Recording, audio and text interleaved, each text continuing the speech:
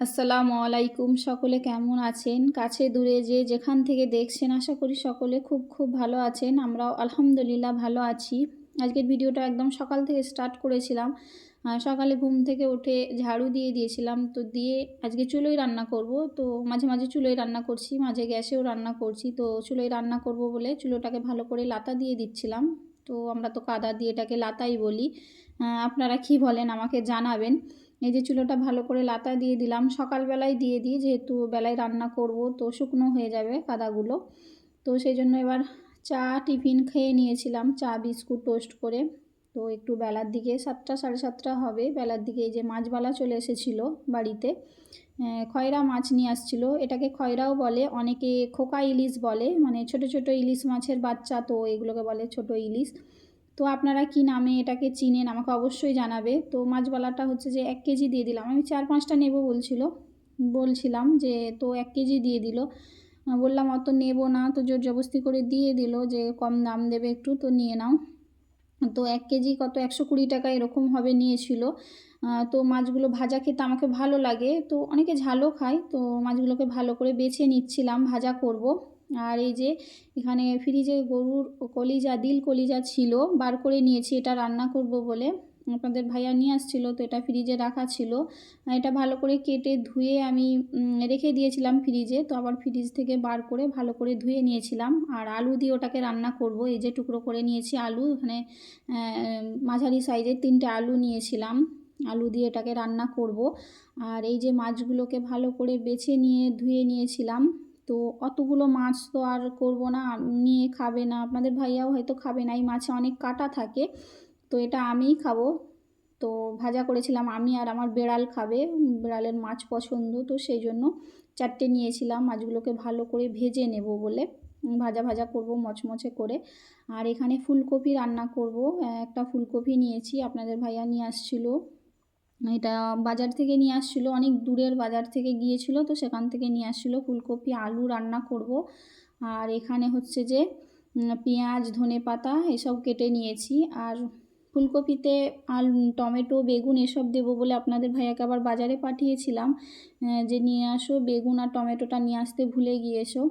তো উনি আনতে গেছিলো, আর আমি এখানে এই যে চুলোটা একদম দেখুন কত সুন্দর করে শুকনো হয়ে গিয়েছিলো, 10টা বেজে গিয়েছিলো, তো চুলোটা ধরিয়ে দিলাম।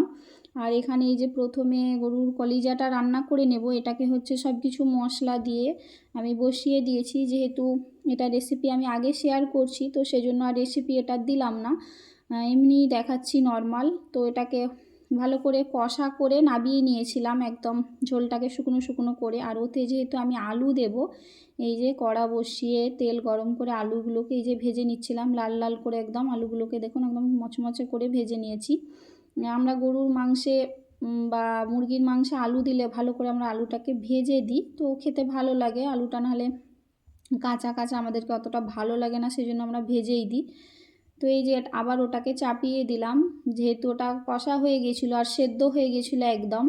তো এই যে আবার একটু কষিয়ে ভালো করে আলুর সাথে কষিয়ে নেব, নিয়ে ওতে যতটা ঝোল রাখবো সেই পরিমাণে পানি দিয়ে ওটাকে রেখে দেবো কিছুক্ষণ, আরও 15-20 মিনিট রেখে দিলে ওটা ভালো করে আলুটা সেদ্ধ হয়ে যাবে। আর যেহেতু চুলোয় রান্না করছিলাম, তো অনেকটা সময় লাগছিল। তো তারই মাঝে আমি এই যে মাংসটা রান্না বসিয়ে আমি ঘরটা ভালো করে পরিষ্কার করে নিয়েছিলাম, মুছে নিয়েছিলাম। আবার এই যে গরুর কলেজা রান্নাটা হয়ে গিয়েছে, তো কালি হাঁড়ি বাড়ির ভেতরে ঢোকাবো নি, আর কালি হাঁড়িগুলো আমি বাইরেই রেখে দিই, ধুয়ে নিই, সব কিছু আঁচড়ে নিই। তো পরিষ্কার একটা বোল নিয়ে নিয়েছিলাম, ওতে ঢেলেও নিয়েছিলাম, নিয়ে চাপা দিয়ে রেখে দিয়েছিলাম। তো ততক্ষণে আপনাদের ভাইয়া এই যে বাজার থেকে চলে আসছিলো, যেহেতু ফুলকপিটা রান্না করব, টমেটো বেগুন নিয়ে আসছিলো, আবার ধনেপাতাও নিয়ে আসছিলো, যেহেতু সব তরকারিতে ধনেপাতা দেওয়া হয়। তো ধনেপাতা কাঁচা লঙ্কা যেগুলো ছিল না বলে দিয়েছিলাম, নিয়ে চলে আসছে। তো এখানে ফুলকপিটা রান্না করে নেব, আর ফুলকপিটা একটু ভালো করে ভেজে রান্না করব। তো ফুলকপির রেসিপিটা আপনাদের সাথে অবশ্যই শেয়ার করব। আমি এরকমভাবে রান্না করি, এরকমভাবে রান্না করলে হচ্ছে যে আপনাদের ভাইয়া খেতে অনেক পছন্দ করে। আর শীতের দিনে তো ফুলকপি বাঁধাকপি বা শীতের সবজি সব কিছুই খেতে অনেক মজা লাগে। তো এই যে ফুলকপিটাকে প্রথমে ফুলকপিগুলো দিয়ে ভালো করে তেলে ভেজে নিচ্ছি লাল লাল করে।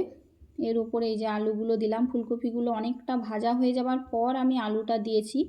আর ফুলকপিটা একদম ফ্রেশ ছিল, একদম একদম টাটকা ছিল, তো সেজন্য আমি ওটাকে আর হলুদ আর নুন দিয়ে ধুইনি। ওটা যদি একটু খারাপ লাগতো তো তাহলে ধুয়ে নিতাম। তো এখানে আলু, বেগুন, টমেটো, কাঁচা লঙ্কা সব কিছু কুটে নিয়েছিলাম। আর এই যে এখানে বড়ি নিয়েছি, ডালের বড়ি, মানে ফুল বড়ি বলি আমরা, তো ওটাকে দেবো ওতে ভালো করে ভেজে ওই ফুলকপির তরকারিতে দিলে খেতে অনেক মজা লাগে। আমি তো দিই, ফুলকপি যখনই রান্না করি প্রায় দিই। এই যে এটাতে নুন আর হলুদ দিয়ে তো আলু দিয়ে আবার ভালো করে ফুলকপিটাকে ভেজে নিচ্ছিলাম, একটু লাল লাল করে ভেজে নেব। ফুলকপির যে একটা কাঁচা গন্ধ থাকে তো সেটা চলে যাবে ভালো করে ভেজে নিলে। এই যে ভাজা হয়ে গেছে, একদম ভাজতে ভাজতেই হাফ সেদ্ধ হয়ে গিয়েছিল। এই যে দেখুন ভালো করে একদম লাল করে ভেজে নিয়েছি সবগুলো। এই যে তুলে নিলাম, তো ওতে এই বড়িগুলো ভেজে নেব আবার ভালো করে। বড়িগুলোকেও লাল করে একটু ভেজে নিতে হয়, নিয়ে তারপর হচ্ছে যে শেষের দিকে বড়িগুলো দিতে হয়। দেখুন আপনারা পুরোটা বুঝতে পারবেন। এই যে বড়িটাও ভেজে তুলে নিলাম, এই যে একটা বাটিতে করে তুলে নিচ্ছিলাম। ওতেই হচ্ছে যে আমি ওই ফুলকপিটা রান্না করে নেব ওই কড়াতেই, ওটা আর নাবাবো না।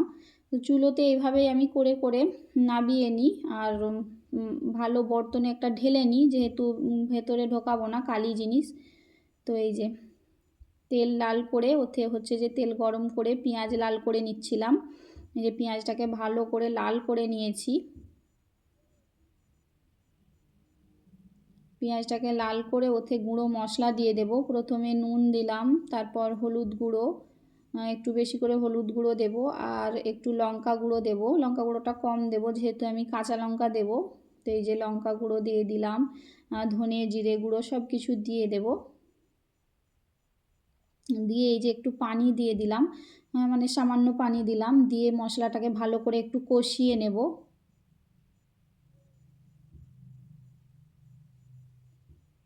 তারপরে এই যে ফুলকপি আলু ভেজে রেখেছিলাম তো ওগুলো সবই দিয়ে দেবো এতে, দিয়ে মশলাটার সাথে ভালো করে এটাকে কষিয়ে নেব।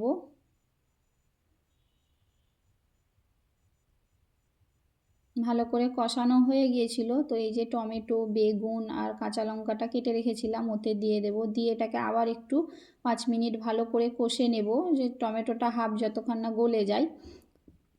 তো ভালো করে কষানো হয়ে গেছে, ওতে এবার পানি দিয়ে দেব, যতটা ঝোল রাখবো সেই অনুযায়ী পানি দিয়ে দেব।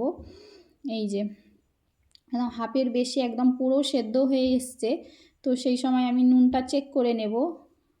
তো এতে এবার আমি যে ফুলবড়িগুলো ভেজে রেখেছিলাম উপর থেকে এই যে ফুলবড়িগুলো এভাবে দিয়ে দিলাম। এবার দিয়ে দিলে 5 মিনিট আর ফোটালে তো ফুলবড়িটা সেদ্ধ হয়ে যাবে ভালো করে। দিয়ে ভালো করে ওটাকে নাড়িয়ে উপর থেকে এই যে ধনেপাতা কুচিয়ে রেখেছিলাম তো উপর থেকে এই ধনেপাতা কুচিটা দিয়ে দেব। দিয়ে এটাকে আর 3-4 মিনিট রাখবো। তো রাখলেই ফুলকপি আলুর তরকারিটা একদম হয়ে গেছে। আপনারা এইভাবে অবশ্যই একবার ট্রাই করবেন, কারণ খেতে অনেক মজা লাগে। আমি তো এইভাবেই বেশিরভাগ রান্না করি। এই যে ফুলকপি আলু রান্নাটা দেখুন কত সুন্দর দেখাচ্ছে, হয়েও গিয়েছে। আর এখানে এই যে মাছগুলো ভালো করে এই যে মাঝখান দিয়ে মাছগুলো একটু চেড়ে দিয়েছি যাতে মশলাগুলো ঢুকে। তো এতে নুন, হলুদ আর লঙ্কা গুঁড়ো ভালো করে মাখিয়ে নিয়েছি, আর সেদিকে কড়াই তেল গরম হতে বসিয়ে দিয়েছি। তো এগুলোকে ভালো করে আমি হাত দিয়ে মাখিয়ে নিচ্ছিলাম। আর এটাকে আমি বললাম নি মচমচে করে ভাজা করব, খেতে অনেক ভালো লাগবে এইভাবে। শুধু ভাজা খেলে মজা লাগে গরম ভাতের সাথে। এই যে আমি এটা কড়াই বসিয়ে দিয়ে এগুলোকে উল্টে পাল্টে ভালো করে ভেজে নেব। এই যে ভালো করে ভাজা হয়ে গেছে সবগুলোই, তো একটা একটা করে তুলে নিচ্ছিলাম।